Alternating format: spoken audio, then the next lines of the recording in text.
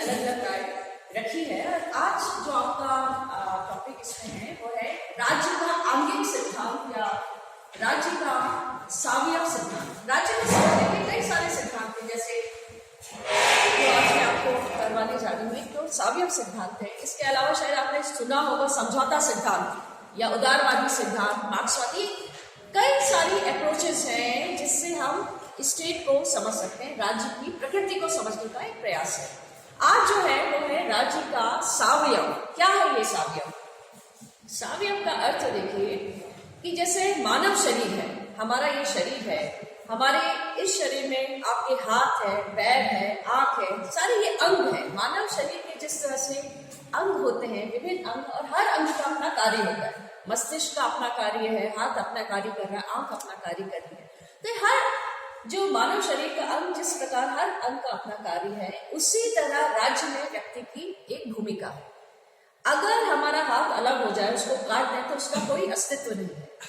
उसी प्रकार अगर मनुष्य राज्य से हट जाएगा तो मनुष्य का कोई अस्तित्व नहीं है। तो ये राज्य का सावयव सिद्धांत है, जिसमें कहा गया है कि मनुष्य जब तक राज्य से जुड़ा है उसका अस्तित्व तभी तक है। अगर वह राज्य में नहीं है, अगर राज्य से वो हट जाता है, अलग हो जाता है, तो मनुष्य जो है उसके कोई अस्तित्व नहीं है, वो पूरी तरह नगण्य हो जाता है। तो ये सबसे बड़ी देखिए बात है इसमें।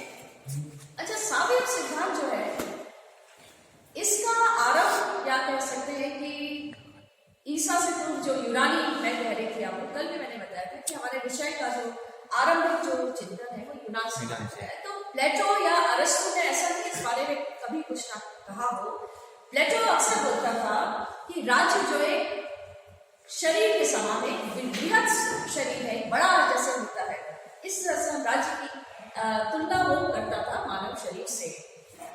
प्लेटो ने जैसे बोला था कि मनुष्य के भीतर 3 प्रवृत्ति होती है, मनुष्य के भीतर विवेक है, साहस है, तृष्णा है। उसी आधार पर राज्य में उसने 3 वर्गों का विभाजन किया था। एक तरफ जो है जो कहना चाहिए शासक वर्ग है, दूसरी तरफ श्रमिक वर्ग है, तीसरी तरफ जो है सैनिक वर्ग है। ये उसने तुलना की थी कि जिस तरह से एक मानव शरीर के भीतर जो प्रवृत्तियां होती हैं, उसी तरह से राज्य में भी ये प्रवृत्तियां देखते हैं। तो एक कंपैरिजन था।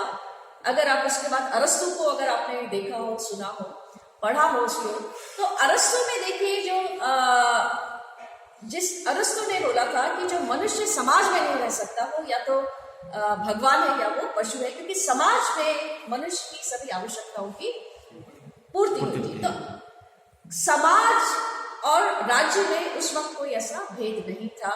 तो अगर हम आरंभ में देखें, अगर सावयव सिद्धांत की जो आरंभिक कुछ बातें जो है वो यूनानी विचारकों में देखने को मिलती थी। फिर मध्य युग में अगर आप देखें तो उसमें भी कई, अगर आपने हॉब्स का नाम किसी ने अगर सुना हो, हॉब्स है, तो हॉब्स ने तो राज्य को लेवियाथन बोला था। लेवियाथन पुस्तक क्या चीज है ये लेवियाथन? देखिए, एक ऐसा विशाल काय एक जंतु है जो पानी में रहता है। मतलब राज्य, सोचिए, उसने इसको इतना बृहद एक रूप में उसने समझने का प्रयास किया कि राज्य जो है एक विशाल काय जैसे जंतु होता है। इसी प्रकार अगर रूसो ने भी जो है तुलना की थी कि राज्य और जो मानव शरीर है उसके समान ही राज्य का अपना एक कहना चाहिए कि व्यक्ति और राज्य का एक आपस में इतना एक जुड़ाव है। तो ये कुल मिला के देखिए जो सावयव सिद्धांत है, ये राज्य और मनुष्य के शरीर की निरंतर तुलना करता है कि मनुष्य का अस्तित्व तभी तक है जब वो राज्य से जुड़ता है, वो बना हुआ रहता है। अच्छा, मगर 19वीं सदी तक आते आते जो ये कहना चाहिए जो समझौता सिद्धांत हॉब्स लॉ का था, ये काफी कमजोर होने लगा था। और सावयव सिद्धांत जो कि स्पेंसर एक नाम है, एक अंग्रेज विचारक है, हर्बर्ट स्पेंसर। हर्बर्ट स्पेंसर ने जो ये माना जाता था कि राज्य की तुलना जिस तरह से मानव शरीर से की जाती थी, उसको पूरी तरह उन्होंने हटा के कहा कि राज्य और कुछ नहीं, एकदम मानव शरीर। पूरी तरह उसको इन्होंने इस ढंग से एक्सप्लेन किया कि राज्य जो है वो एक मनुष्य की समान है। पूरी तरह जैसे एक मनुष्य जन्म लेता है, राज्य भी जन्म लेता है। मनुष्य जो है धीरे धीरे वो विकसित हो रहा है, बढ़ रहा है, राज्य भी बढ़ रहा है। मनुष्य के भीतर जो उसके अंग प्रत्यंग है, सबके अपने अपने कार्य हैं। हाथ का अपना कार्य है, पैर का, हमारे जितने भी अंग है, हर अंग का अपना कार्य है। इसी प्रकार राज्य के भीतर जो विभिन्न संगठन है वे अपना अपना कार्य करते हैं। आगे जैसे हमारे जितने भी अंग प्रत्यंग है एक दूसरे पर आत्मनिर्भरता है, तो राज्य की जितने भी ये सारे संगठन हैं उनकी एक दूसरे पर आत्मनिर्भरता है।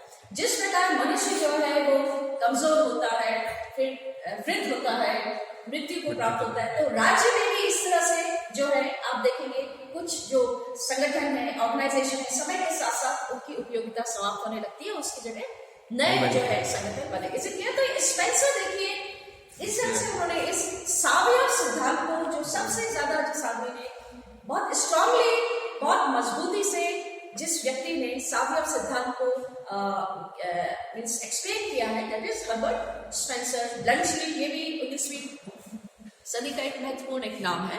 तो इन लोगों ने देखे सावयव सिद्धांत को पूरी तरह की राज्य और मनुष्य के शरीर में कोई अंतर नहीं है, ये था। इसकी आलोचना भी बहुत की जाती है कि आप किस तरह से राज्य को जो है वो मनुष्य से आप कैसे इसको इतना करीब आप इनको रख सकते हैं। तो इसकी आलोचना होती है क्योंकि देखिए मानव शरीर जो है वो उसमें केंद्रीय सत्ता है और मस्तिष्क के द्वारा सारा उसमें कार्य चलता है।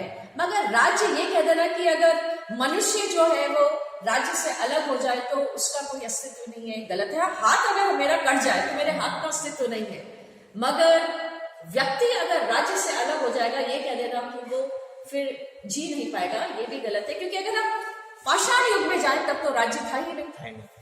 अगर हम पाषाण युग को देखते हैं, जब मनुष्य जब जंगलों में जीता था तब राज्य जैसी कोई चीज नहीं, कोई कहना चाहिए कोई ऐसा इंस्टीट्यूशन कुछ था ही नहीं, तब भी मनुष्य जी रहा था। तो इस ढंग से देखिए ये जो सिद्धांत है, ये जो सावयव सिद्धांत है, इसकी आलोचना इस तरह से होती है कि ये कह देना कि मनुष्य का राज्य के बिना अस्तित्व नहीं है, ये एक गलत अवधारणा है। मगर फिर भी ये जो सिद्धांत है इसका एक महत्वपूर्ण योगदान है। सबसे बड़ी चीज जो सावयव सिद्धांत है, देखिए ये बोलता है कि राज्य जो है एक कृत्रिम संस्था नहीं, राज्य जो है धीरे धीरे विकसित संस्था है।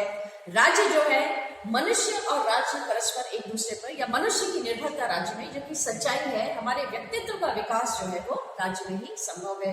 हमारी जितनी भी आवश्यकता है उसकी पूर्ति जो है वो राज्य में ही संभव है। मनुष्य किस प्रकार से जो एक दूसरे से जुड़े हैं वो राज्य में संभव है। क्योंकि जंगल में जब मनुष्य रहता था, जब मनुष्य पाषाण युग में जीता था, तो वह एक दूसरे से अलग रहते थे, उसमें आपस में झगड़ते थे, हिंसा होती थी। मगर राज्य वो माध्यम है जो मनुष्यों को एक दूसरे से जोड़ता है, बांधता है। तो देखिए सबसे इंपॉर्टेंट जो इसका कहना चाहिए जो सिद्धांत है सावयव सिद्धांत, इस सावयव सिद्धांत ने इस बात की पुष्टि की है कि राज्य जो है एक कृत्रिम वस्तु नहीं है, राज्य हमारी एक आवश्यकता है, राज्य हमारे लिए बेहद जरूरी है। हमारी राज्य पर मनुष्य की निर्भरता जो है वो बहुत ही एक कहना चाहिए कि एक स्वाभाविक निर्भरता है। हमारी सभी आवश्यकताओं की पूर्ति इस संस्था के द्वारा। तो ये आप लोगों का सावयव सिद्धांत।